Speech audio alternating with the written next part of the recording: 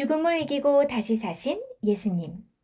성경 본문 말씀은 누가복음 24장 1절부터 6절 말씀입니다. 본문 말씀을 봉독하겠습니다. 안식 후 첫날 새벽에 이 여자들이 그 예비한 향품을 가지고 무덤에 가서 돌이 무덤에서 굴려 옮기운 것을 보고 들어가니 주 예수의 시체가 되지 아니하더라. 이를 인하여 근심할 때 문득 찬란한 옷을 입은 두 사람이 곁에 섰는지라. 여자들이 두려워 얼굴을 땅에 대니 두 사람이 이르되 어찌하여 산자를 죽은 자 가운데서 찾느냐. 여기 계시지 않고 살아나셨느니라. 갈릴리에 계실 때 너희에게 어떻게 말씀하신 것을 기억하라. 이는 하나님의 말씀입니다. 아멘. 이영수 전도사님 말씀 전해주실 때 큰 은혜의 시간이 되시길 바랍니다. 아멘. 안녕하세요. 안녕하세요.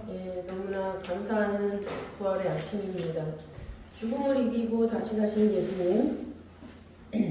우리가 기독교라는 것은 부활이 있기 때문에 그 의미가 있고, 또 우리가 하나님을 믿는 그런 용기, 담대함, 믿음 이런 것을 가질 수 있다라는 생각을 이번 고난주간을 보내면서 했습니다. 그리고 고난주간 가운데 말씀이 너무나 새로운 말씀들이 읽고 또 은혜가 되어서 말씀을 진짜 자세히 읽어봐야 되는 거구나 라는 생각을 다시 한번 하게 되었습니다.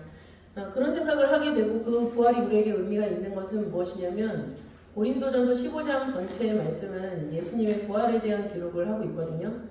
그래서 고린도전서 15장 3절과 4절을 보면은 3절에서 그 성경대로 그리스도께서 우리 죄를 위하여 죽으시고, 또 4절에서는 성경대로 사흘 만에 다시 살아나셨다라고 말씀하고 있습니다. 그렇기 때문에 예수님이 다시 오신다라고 했을 때도 성경이 기록된 대로 다시 오시겠죠. 그러면서 이 예수님의 부활에 대해서 기록하고 있는 15장의 마지막 절을 보시면은 성도들의 권면하시는 말씀으로 그 마지막 57절, 58절이 기록되어 있죠. 우리 주 예수 그리스도로 말미암아 우리에게 이김을 주시는 하나님께 감사하노니 그러므로 내 사랑하는 형제들아 경고하여 흔들리지 말며 항상 주의 일을 더욱 힘쓰는 자니 되라. 이는 너희 수고가 주 안에서 헛되지 않은 줄을 알미니라 라고 말씀하고 있습니다. 그래서 예수님의 부활이 우리에게 의미가 있는 것은 뭐냐면은 이 부활의 목적이 우리에게 영생을 주시기 위함이잖아요. 그것이 성취되기까지 우리 성도들의 수고가 필요하다라는 것을 권면을 하는 그런 결론으로 맺고 있다라는 거죠. 그래서 예수님의 부활의 그 믿음의 용기, 담대함을 가지고 우리가 하나님 앞에 해야 되는 수고가 있다라는 사실을 잊지 말아야 할 것입니다. 그래서 오늘 본문 누가복음 24장 1절부터 6절 또 외워보아요를 보시면 요한복음 11장 25절 26절 있죠. 그것은 부활이 궁극적인 목적이 아니라 부활을 통해서 또는 살아서 변화 영생하는 것이 하나님께서 우리를 향하신 궁극적인 목적임을 다시 한번 확인을 시켜주고 있으시죠. 먼저는 첫 번째로 예수님이 운명하셨을 때 어떤 현상들이 있었는가라는 걸 한번 볼까요? 예수님이 운명하셨습니다. 십자가에서. 그랬을 때 바로 일어난 사건은 성소의 휘장이 위로부터 아래까지 찢어져서 둘이 되었다라는 거죠. 여기서 성소는 지성소를 말하죠. 1년에 딱 하루 대제사장만 들어갈 수 있었던 그 지성소의 휘장이 위에서부터 아래까지 찢어져서 둘로 되었다라는 것은 길이 났다라는 거죠. 그래서 마태복음 27장 49절 그리고 마가복음 15장 38절 누가복음 23장 45절에 똑같은 말씀이 기록되어 있습니다. 그런데 특별히 마태복음은 성소의 휘장만 찢어진 것이 아니라 바위가 터지고 땅이 흔들려서 진동이 되고 또 죽은 사람들이 살아나는 것까지도 기록을 하고 있죠. 그래서 50절부터 53절 말씀을 보시면은 땅이 진동하고 바위가 터지고 또 무덤들이 열리며 자전 성도의 몸이 많이 일어나되 예수의 부활 후에 저희가 무덤에서 나와서 거룩한 성에 들어가 많은 사람에게 보이니라 라는 말씀을 하고 있습니다. 그래서 땅이 막 진동을 하고 바위가 터지고 그러니까는 그 돌 무덤들이 있었을 때 그것을 막아냈던 바위들이 다 나갔겠죠. 떨어져 나왔을 것인데 그때 그 무덤 안에 있었던 이미 죽은 사람들이 살아나서 있었다라는 거예요. 그리고 예수님이 부활하신 후에 거룩한 성에 들어왔다라는 것은 그 사람들이 깨어나서 딱 있었을 때 뭔가 하나님의 영에 사로잡힘을 받아서 머물고 있었다라는 거죠. 좀비 같은 그렇게 그냥 저절로 어쩌다가 깨어나서 이거 뭐지? 당황스러운 그런 깨어난 사람들이 아니었다라는 것을 우리는 생각할 줄 알아야 됩니다. 하나님이 모든 것을 다 계산하셔서 깨워 놓으셨는데 이 사람들을 3일 동안 그 안에 있게 하시다가 그 다음에 예수님 부활 후에야 거룩한 성에 들어가서 다 보였다. 그러면은 성이 난리가 나지 않았을까요? 내 살아오고 있던 사람들이 죽었는데 살아온 사람이 있을 거 아니에요? 그럼 그거 자체를 통해서도 예수님의 부활의 의미를 다시 한번 생각해 볼 법한데 이걸로 말미암아 성이 소동되었다라는 기록은 없습니다. 그래서 성소의 휘장이 위에서부터 아래까지 찢어졌다라는 것은 히브리서 10장 20절에 그 의미를 기록하고 있죠. 히브리서 10장 20절 보시면은 그 길은 우리를 위하여 휘장 가운데로 열어놓으신 새롭고 산 길이다 라고 말씀하고 있습니다. 하나님 앞에 천국은 침노하는 자의 것이라고 그랬죠. 하나님 앞에 그 말씀을 깨닫고자 하는 그 순수하고 깨끗한 열정을 가지고 말씀을 찾아가는 사람들한테는 하나님이 길을 보여주신다라는 거죠. 그리고 요한복음 14장 6절에서는 예수님이 곧 길이요 진리요 생명 그리고 그 길을 통해서 아버지 앞으로 갈 수 있다라는 말씀을 하고 있습니다. 그리고 그 휘장은 곧 예수님의 육체다라는 말씀도 좀 전에 말씀드렸던 히브리서 10장 20절에 기록을 하고 있죠. 이런 상황이 일어나기 전에 그 죽었다가 살아난 사람들이 거룩한 성에 보이기 전에 그러니까 예수님이 십자가에 돌아가신 그 순간부터 예수님을 죽인 사람들은 두 다리를 뻗고 잘 수가 있었을까요? 없었을까요? 두 다리를 뻗고 잘 수가 없었습니다. 오히려 제자들보다 예수님이 3일 만에 부활하겠다라는 그 말씀을 먼저 기억하고 그거에 대해서 방비를 세운 사람이 종교 지도자들이죠. 왜냐하면 그 예수님이 3일 만에 부활할 것 같으면은 그 유혹이 전보다 더 심할 것을 우려를 한 거예요. 그러니까는 이 사람들이 예수님을 거짓말장이라고 얘기를 하거든요. 거짓말장이라고 얘기를 합니다. 마태복음 27장 63절을 보시면은 이 사람들이 빌라도한테 가서 하는 말이 있어요. 뭐라고 말을 하냐면 주여 저 유혹하던 자가 살았을 때 말하되 내가 사흘 후에 다시 살아나리라 한 것을 우리가 기억하노니 라고 말씀을 하고 있어요. 근데 이 유혹하던 자라는 것을 원어의 의미로 보면 거짓말장이라는 뜻이에요. 그러니까 이 사람들은 아이러니죠. 거짓말장이가 한 말을 진짜로 믿고 있는 거예요. 그러니까 얼마나 이 정신없는 이 종교 지도자들의 정신 세계를 우리가 알 수가 있습니까? 그럼 예수님이 3일 만에 부활하겠다라는 말씀을 몇 번 하셨을까요? 예수님이 3일 만에 부활하겠다라는 말씀을 딱 3번 하셨어요. 그러나 돌아가실 것에 대한 언급을 하신 거는 총 5번이죠. 돌아가실 것에 대한 언급을 한 거는 5번. 그러나 딱 3일이라는 기간을 말씀을 하신 것은 3번. 그래서 그 3번에 대한 기록은 베드로의 신앙 고백 이후에 하신 말씀이죠. 마태복음 16장 21절부터 28절 그리고 마가복음 8장 31절부터 38절 그리고 누가복음 9장 22절부터 27절에 기록된 것이 베드로의 신앙 고백 이후에 예수님이 죽임을 당하고 제3일에 살아나야 할 것을 말씀하신 건데 특별히 마태복음 16장 21절을 보시면은 제3일에 살아나야 할 것을 제자들에게 비로소 가르치시니 라는 말씀을 하고 있습니다. 비로소라는 것은 아르코라는 헬라어인데요. 아르코 어떤 정치적 계급이나 세력에서 처음이 되다 라는 뜻이 있어요. 처음이 되다.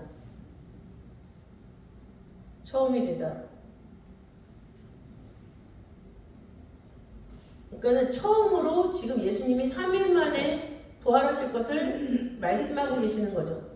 그래서 이것을 시작으로 해서 두 번째는 변화산에서 모세와 엘리야가 나타나서 같이 변화되고 회담을 하잖아요. 그죠? 그때 일이 있고 나서 예수님이 3일 만에 부활할 것을 또다시 한번 얘기를 하십니다. 마태복음 17장 1절부터 13절, 그리고 같은 기록이 마가복음 9장 2절부터 13절에 기록을 하고 있습니다. 이때 죽임을 당하고 제3일에 살아나리라 하시니 제자들이 심히 근심하더라 라는 말씀이 기록되어 있어요. 이 제자들이 예수님 말씀을 끝까지 들은 거예요? 못 들은 거예요? 끝까지 못 들은 거죠. 죽임을 당하고 거기서 딱 사고가 멈췄어요. 다시 살아나리라 라는 것까지 그 마음이 쫓아가지 못했다라는 거죠.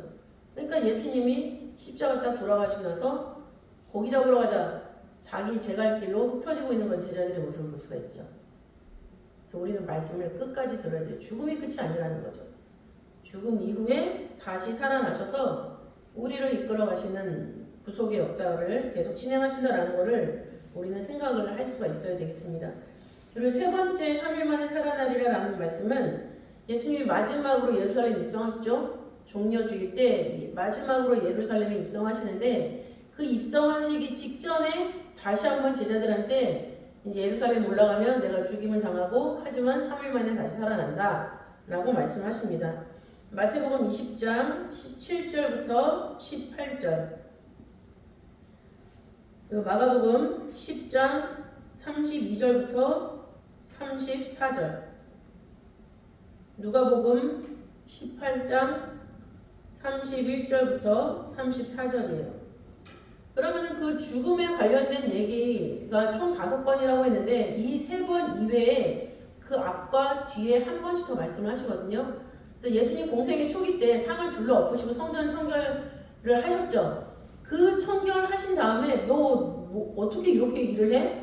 하고 이제 종교 지도자들이 못마땅해서 막 얘기를 하니까 그때 예수님이 이 성전을 헐어라, 내가 사흘 만에 다시 지은다라고 말씀하셨죠. 그 은유적인 표현을 통해서 사흘 만에 다시 살아나실 것을 말씀하셨어요. 요한복음 2장 19절부터 22절이죠. 그러니까 예수님 공생의 초기부터 그것을 선포하다시피 하시고 이제 공생애를 시작을 하시는 거예요. 그리고 공생의 고난주간 마지막 그 변론의 날 때 헬라인의 방문을 받으시죠. 그렇죠? 그때도 예수님이 그 죽음에 대한 얘기를 하십니다. 요한복음 12장 32절부터 33절 말씀을 보시면은 내가 땅에서 들리면 모든 사람을 내게로 이끌겠노라 라는 말씀을 통해서 십자가에 달리실 것과 그 다음에 3일 만에 부활을 통해서 많은 사람들을 믿게 만드실 것을 얘기를 해주고 계세요. 그러니까는 십자가에 돌아가시는 일에 대해서는 총 5번 얘기를 하신 거고 죽임을 당하고 3일 만에 다시 살아난다라는 정확한 그 워딩은 3번 말씀을 하신 거죠. 그래서 이 말씀을 제자들은 잊고 있었는데 종교 지도자들이 기억을 하고 있었어요. 그러니까는 그거에 대해서 빌라도한테 가가지고 얘기를 하는 거죠. 계략을 끊임없이 세우고 있는 거예요. 예수님을 죽이는 계략도 세웠는데 죽이고 난 이후에도 자기네들이 불안하고 두려우니까는 계략을 계속적으로 거짓말을 만들어내고 있는 것을 알 수가 있습니다.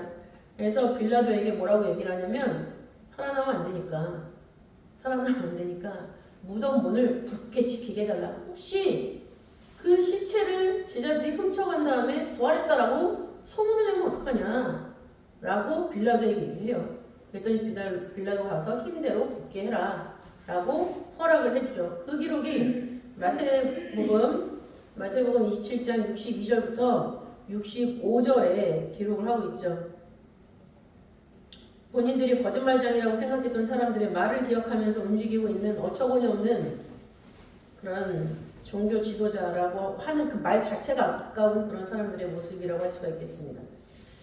그런데 예수님이 진짜 부활하셨어요. 임봉을 하든 말든 어쨌든 예수님은 부활을 하셨죠. 부활하신 다음에 그 소식을 파수꾼들이 와가지고 대제사장한테 보고를 합니다. 그랬더니 대제사장들이 당장에 장로들을 싹 다 다시 모아요. 그러면서 이 일을 어떻게 우리가 타개해 나갈 것이냐. 제자들이 훔쳐서 가져갔다고 거짓말을 퍼뜨리자라고 얘기를 하죠. 마태복음 28장 11절부터 15절 전체에 기록된 말씀인데 그 중에서 13절 말씀을 보니까는 이 대제사장들의 거짓말 내용이 기록되어 있는 거예요. 그의 제자들이 밤에 와서 우리가 잘 때 그를 도적질하여 갔다 하라. 그리고 그 말이 15절 말씀 보니까 오늘날까지도 유대인들은 그렇게 알고 있다라는 거예요. 그러니까 유대인 중에 예수님을 믿지 않는 이유가 바로 이거예요. 그때 그건데 제자들이 훔쳐갔잖아. 절대 안 믿는 거죠. 예수님이 하나님이라는 것 자체를 인정하지 않아요. 근데 우리가 하나님과 예수님을 안다라고 했을 때 예수님을 하나님으로 알아야지 그게 제대로 아는 거잖아요. 그게 안 되니까 영생권에 들어가 있지 않죠.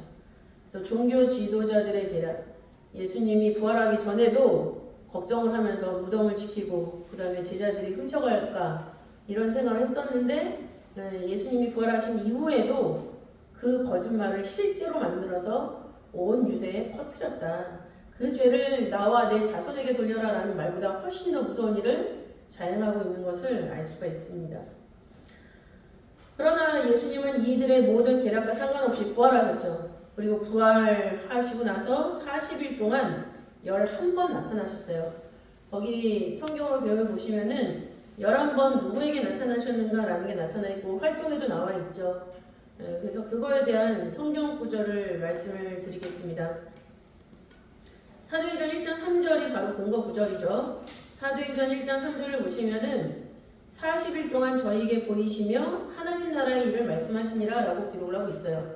그래서 예수님이 부활하자마자 오늘 부활하셨다고 바로 올라가시는 게 아니라 오늘부터 40일 동안이 바로 예수님이 11번 나타나시는 기간이구나 라는 걸 알 수 있는데 그 나타나시면서 하나님 나라의 일을 말씀하셨다라고 말씀하고 있죠. 그러니까는 40일 동안 예수님이 나타나셔가지고 제자들이랑 또는 사람들이랑 말하면서 이것이 끝이 아니다. 하나님 나라가 있다. 그 나라에 너희도 와야 된다라는 것을 계속 말씀하셨다라는 것을 알 수가 있죠. 그러면 첫 번째 나타난 대상은 누구였느냐? 막달라 마리아입니다. 마가복음 16장 9절.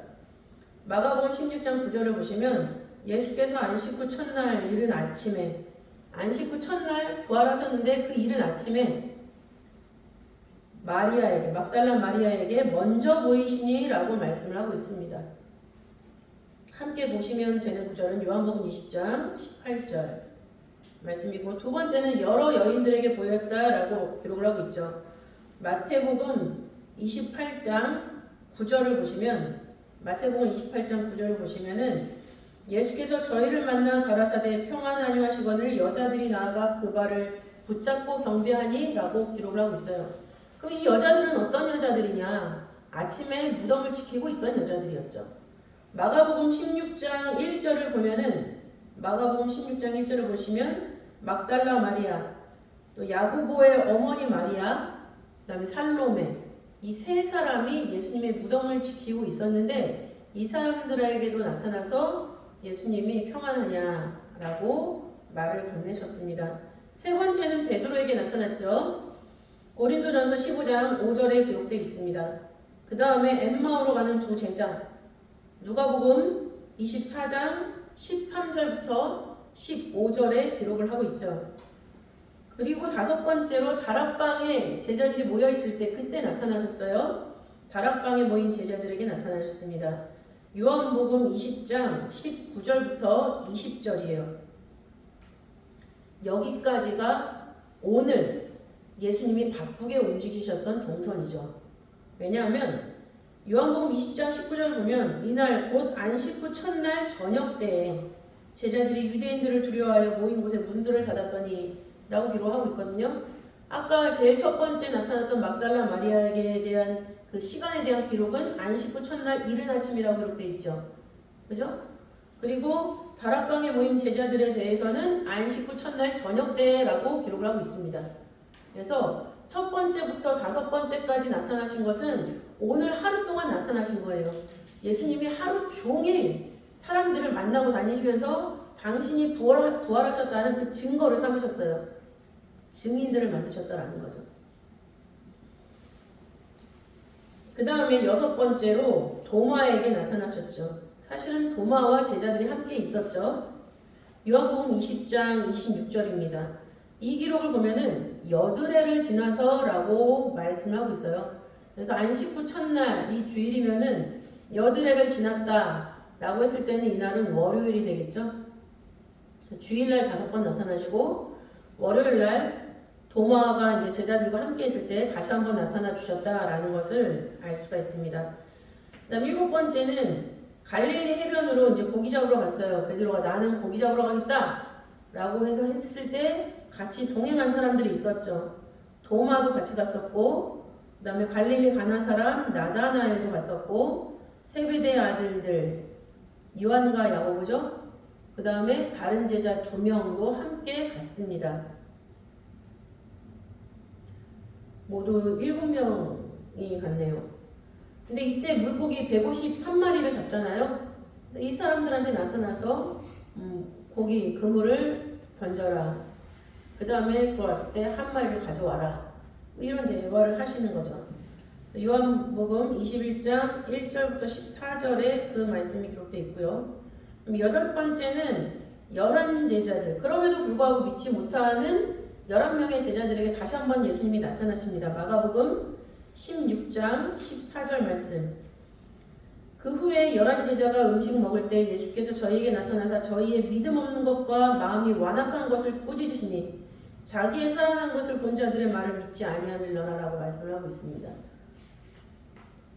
예수님이 살아나신 것을 믿지 못하는 그 완악함을 꾸짖으셨다라는 거죠.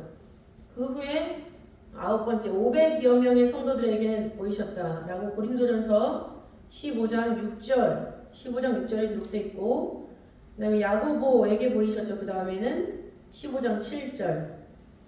네, 마지막 감람산에서 승천하실 때 감람산에 모인 모든 사람들에게 보여주셨습니다. 자신이 승천하는 것까지.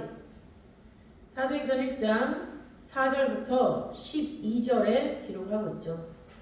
그러면 왜 이렇게 예수님이 부활하시자마자 바쁘게 움직이고 계시느냐 라는 거죠. 아까 처음으로 말씀드릴 때는 하나님 나라의 일을 말씀해 주시기 위해서라고 했죠. 근데 그 하나님 나라의 일을 증명하기 위해서는 우리 그 증거하는 증인들의 믿음을 단단하게 만들어줘야 되는 목적이 있는 거예요.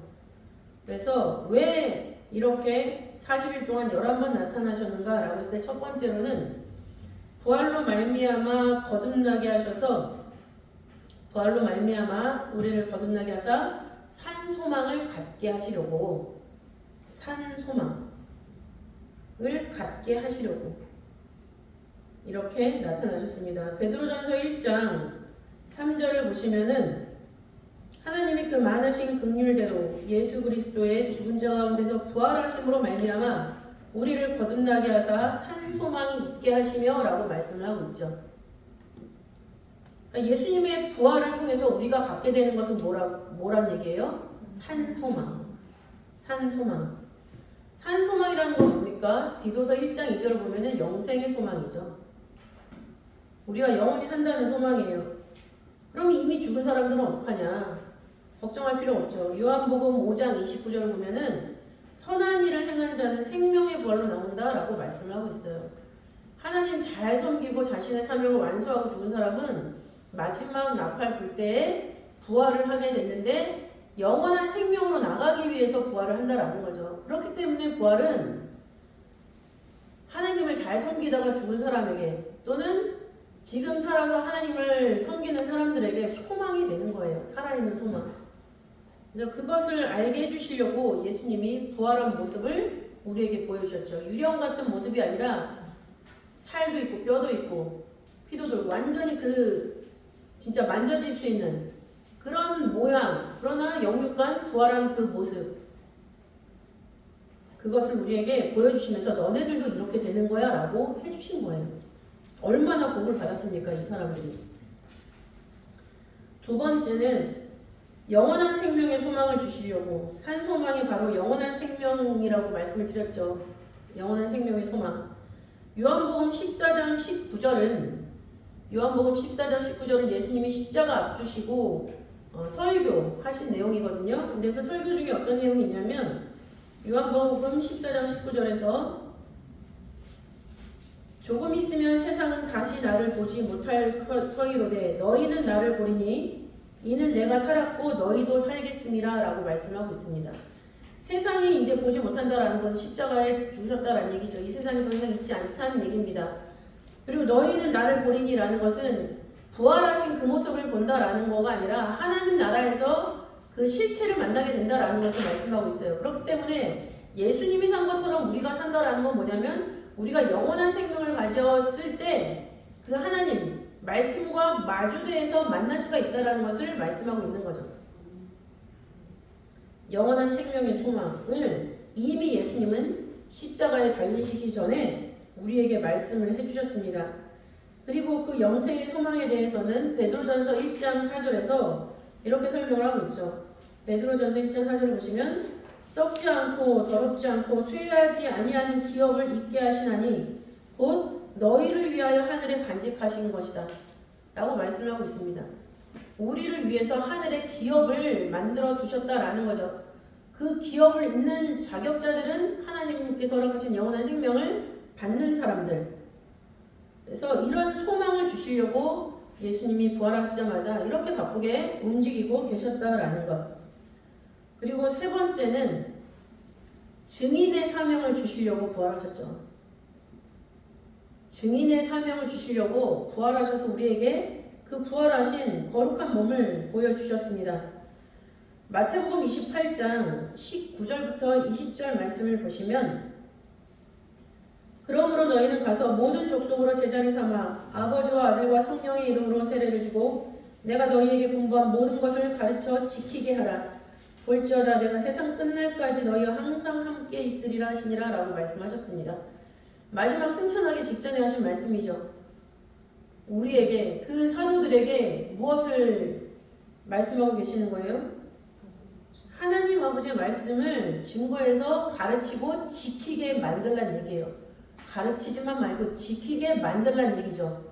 이 모든 일을 하는 것이 우리의 능력으로 된 것이 아니라 예수님이 함께 하시기 때문에 가능할 수 있다라는 확신까지도 함께 심어주고 계시는 것을 볼 수가 있습니다. 그리고 사도행전 1장 8절에서도 오직 성령이 너희에게 임하시면 너희가 권능을 받고 예루살렘과 온 유대와 사마리아와 땅끝까지 이르러 내 증인이 되리라 라고 확신을 심어주시면서 승천하고 계시는 것을 우리는 성경에서 볼 수가 있습니다. 그러면 예수님이 이때 가르쳐 주신 무엇을 증거해라 라고 그 가르쳐 주셨는데 그 내용이 과연 무엇인가? 증언의 내용은 누가복음 24장 46절부터 48절에 말씀을 하고 있죠. 누가복음 24장 46절부터 48절은 예수님이 제자들에게 증거해 줄 것을 부탁을 하고 있는 것을 기록을 하고 있어요. 46절부터 48절 말씀을 보시면 또 이르시되 이같이 그리스도가 고난을 받고 제3일에 죽은 자 가운데서 살아날 것과 또 그의 이름으로 죄사함을 얻게 하는 회개가 예루살렘으로부터 시작하여 모든 족속에게 전파될 것이 기록되었으니 너희는 이 모든 일의 증인이라 라고 말씀하고 있습니다. 그러니까 증인으로서 증거할 내용은 뭐냐면은 그리스도께서 이 땅에 오셨고 우리 죄 때문에 십자가에 돌아가셨는데 3일 만에 부활하셨다 라는 것을 증거하라는 얘기예요. 두 번째는 뭐냐면 예수님의 이름을 힘입어서 우리가 죄사함을 받고 또 이 내용을 모든 족속에게 전파를 하라는 얘기죠. 그러니까 예수님이 정확하게 두 가지를 딱 증거를 해주셨어요. 그리고 사도들은 이 말씀을 따라서 예수님이 바로 그리스도시다. 그분이 십자가에 달려 돌아가셨고 부활하셨다. 이 간단한 내용을 가지고 딱 증거를 했을 때 성령의 권능이 함께 하셨기 때문에 그 말을 증거할 때마다 3,000명이 회개하고 돌아오고 그런 말씀의 역사가 사도들을 통해서 일어나는 것을 우리는 확인할 수가 있죠. 이 일을 위해서 예수님이 성령을 보내주시겠다라고 말씀하시죠. 우리의 능력으로 하는 것이 아니라 성령의 능력으로 하는 것이기 때문에 그래서 증인의 사명을 감당하기 위해서 예수님은 성령 세례를 약속하셨는데 사도행전 1장 4절부터 5절에 그 약속이 기록되어 있습니다. 사도행전 1장 4절부터 5절 말씀을 보시니까 저희에게 분부하여 가라사대 예루살렘을 떠나지 말고 내게 들은 바 아버지의 약속하신 것을 기다리라. 요한은 물로 세례를 베풀었으나 너희는 몇 날이 못되어 성령으로 세례를 받으리라 하셨느니라 라고 말씀을 하고 있죠. 그러니까 아버지의 약속하신 것을 기다리라 라고 했는데 그 아버지의 약속하신 것을 뭐라고 기록하고 있습니까? 성령. 성령을 보내주시는데 그 성령으로 우리가 세례를 받는다라고 말씀을 하고 있죠. 그랬을 때 이 제자들과 함께하는 예수님의 이제 형제들, 그 다음에 다른 많은 예수님을 좇는 사람들이 한 자리에 모여서 기도를 했죠. 사도행전 1장 13절 14절 말씀 보니까 마음을 같이하여 전혀 기도에 힘쓰니라 라고 말씀하고 있습니다. 예수님이 마지막 말씀하신 것을 믿고 순종해서 기도했을 때 사도행전 2장 1절부터 4절 말씀을 보니까는 성령이 내려왔죠. 사도행전 2장 1절부터 4절. 마지막 4절 말씀을 보시면 저희가 다 성령의 충만함을 받고 성령이 말하게 하심을 따라 다른 방언으로 말하기를 시작하니라 라고 나와 있습니다. 여기서 시작하니라. 아까 말씀드렸던 아르코. 처음이 되다라는 뜻이죠. 그러니까 예수님이 비로소 십자가의 길을 선포하신 것, 그 믿음의 터 위에서 제자들이 이제 비로소 예수님을 대신해서 예수님의 입이 되어서 하나님 나라의 복음을 전파하기 시작했다라는 거예요. 그리고 그 사도들의 그룹은 특별한 그룹이 되었죠. 특별한 하나님의 계급이 되었고 특별한 하나님의 세력이 되었습니다. 그래서 초대교회 사도들이 대단한 거예요. 그 다음에 나타난 폴리캅이라든가 이런 사람들은 교부라고 하죠. 교부. 사도들이 1세대라면 2세대의 사도의 역할을 감당했던 사람들은 교부라고 얘기를 해요.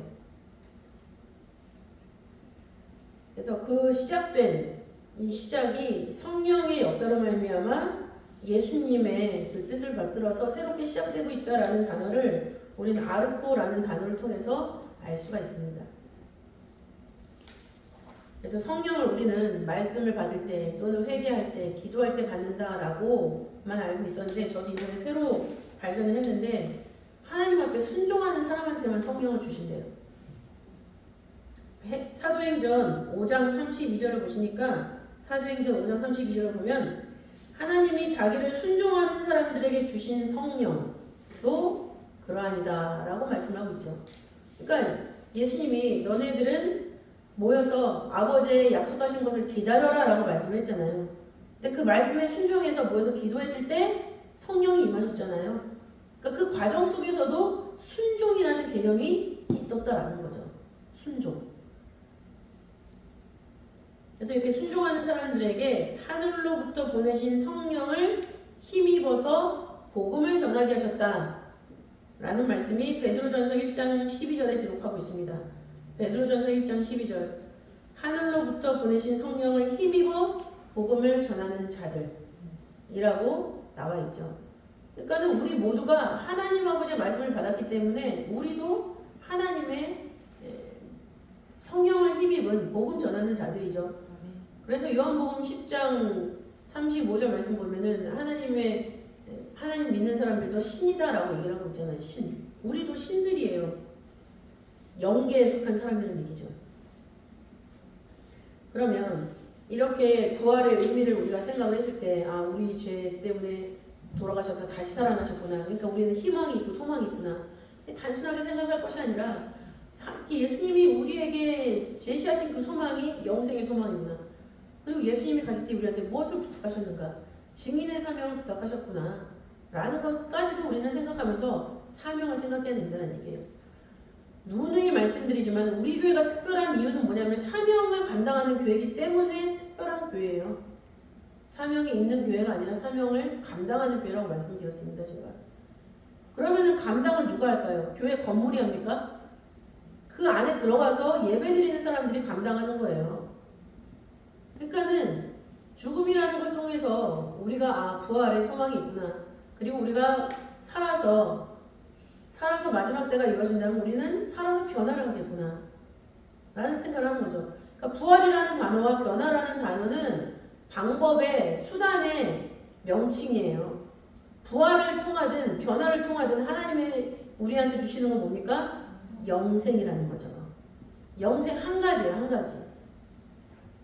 그러나 그 영생을 부활을 통해서 받는 사람이 있고 변화를 통해서 받는 사람이 있죠. 그건 하나님이 정하신 때에 따라서 정해지는 거지, 누구의 믿음이 부족하기 때문에 부활을 통해서 가는 거고 누구의 믿음은 대단하기 때문에 변화를 통해서 가는 거고 그런 거 아니란 얘기죠. 하나님이 그냥 구속의 섭리가 있고 그 정하신 때가 있기 때문에 그런 현상들, 방법이 달라진 것 뿐이에요. 하나님이 우리한테 주시는 궁극적인 것은 영생이다. 그렇다면 우리의 목숨이 붙어있을 때 우리의 목숨을 무엇으로 사용을 해야 될 것인가? 라는 거죠. 예수님이 증인의 사명을 담당하셨다면 우리도 증인의 사명을 담당하는 사람들이죠. 그래서 베드로전서 2장 9절을 보면은 우리를 어두운 데서 불러내어 그의 기이한 빛에 들어가게 하신 자의 아름다운 덕을 선전하라라고 말씀을 하고 계시는 거예요. 그러니까 우리가 어떻게 이 자리에 있게 됐는지 우리 신앙의 구속사가 있잖아요. 우리 각각 한 사람마다 저도 구속사 시리즈가 있어요. 저에게 역사하신 하나님의 구속사 시리즈 중에 한 권. 또 우리 여기 평강의 모든 말씀의 성도들에게는 각각 기록하고 있는 구속사 시리즈가 있단 말이에요. 그러면 거기다 뭘 쓸 것인가? 또 무엇을 나는 적고 있는 것인가? 라고 봤을 때 하나님이 나한테 해준 것만 기록하고 있으면 부끄러운 줄 알아야 돼요, 우리 모두는. 내가 하나님을 위해서 무엇을 했는지를 이제는 기록을 해 나가야 되겠죠. 그래서 우리 위해 다니는 게 어려운 거예요. 근데 어려우니까 좋은 걸 선물로 받는 거죠. 그리고 이렇게 감당하는 사람이 있어야지 말씀이 전진하시고 구속의 완성이 이루어지죠. 요셉의 해골을 지고 가는 사람이 있었기 때문에 그 해골이 세겜에 장사될 수가 있었잖아요.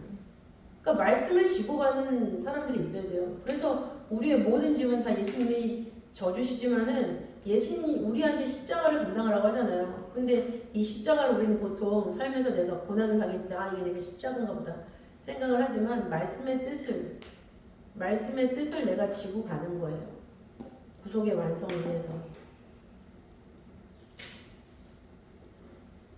나에게 다가오는 시험 환난을 내가 지고 가는 게 아니라 그것은 하나님한테 맡기고 하나님이 주신 성령을 힘입어서 내가 사는 사람들인 거고, 교회를 위해서 하나님 말씀의 뜻을 위해서 내가 어떤 부분을 담당할 것인가, 그것이 예수님이 우리에게 지고 오라는 자기 십자가가 되는 거죠.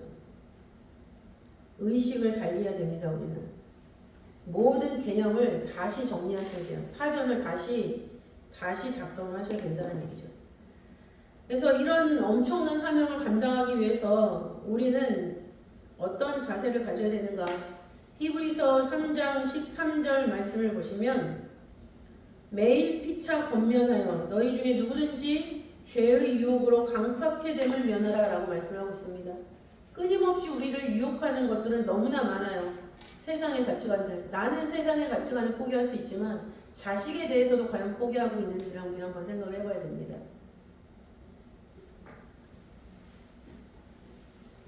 그 다음에 히브리서 10장 24절부터 25절 말씀 보시면은 서로 돌아보아 사랑과 선행을 격려하며 모이기를 피하는 어떤 사람들의 습관과 같이 하지 말고 오직 권하여 그날이 가까움을 볼수록 더욱 그리하자. 사랑과 선행을 격려하라 라고 말씀을 하고 있죠.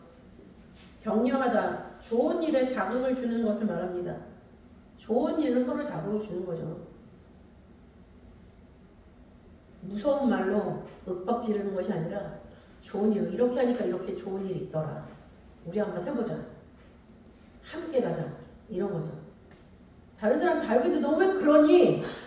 이게 아니라, 그래서 오직 권하여 그날이 가까움을 볼수록 더욱 그리하자. 이건 뭐냐면 우리가 하루하루 살아갈수록 하나님 나라가 가까이 온다는 건 분명하기 때문에 당연히 우리는 계속 모여야 됩니다 라는 의미로 공동번역이 해석을 하고 있습니다. 요한복음 16장 33절 에서 예수님은 세상에서는 너희가 환난을 당하나 담대하라, 내가 세상을 이기었노라 라고 말씀하십니다.